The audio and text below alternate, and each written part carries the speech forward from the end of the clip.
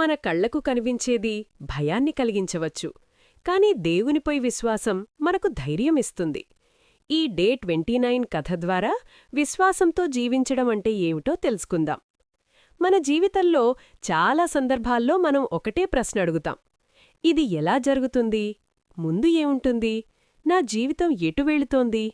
మన కళ్లకు కనిపించేది మనకు భయాన్ని కలిగిస్తుంది, కాని దేవుడు మనకు చూపించేది విశ్వాసమార్గం.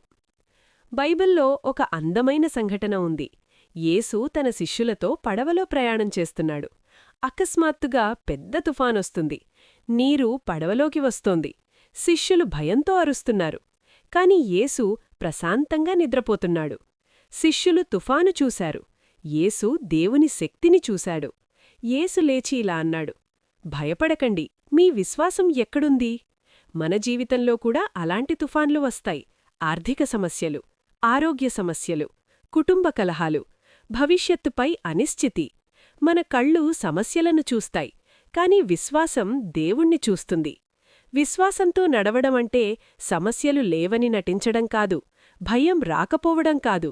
భయం ఉన్నా దేవునిపై ఆధారపడడం, సమాధానం కనిపించకపోయినా నమ్మకం ఉంచడం. దేవునికి ముందే తెలుసు రేపు ఏం జరుగుతుందో, మన అవసరాలేంటో, మన జీవిత గమ్యమేంటో. కంటికి కనిపించేది తాత్కాలికం, విశ్వాసంతో కనిపించేది నిత్యమైనది. ఈ కొత్త సంవత్సరానికి అడుగుపెడుతున్నప్పుడు మనము ఈ నిర్ణయం తీసుకుందాం: ప్రభువా, నేను కళ్లతో కాదు, విశ్వాసంతో నడవాలని నిర్ణయించుకుంటున్నాను.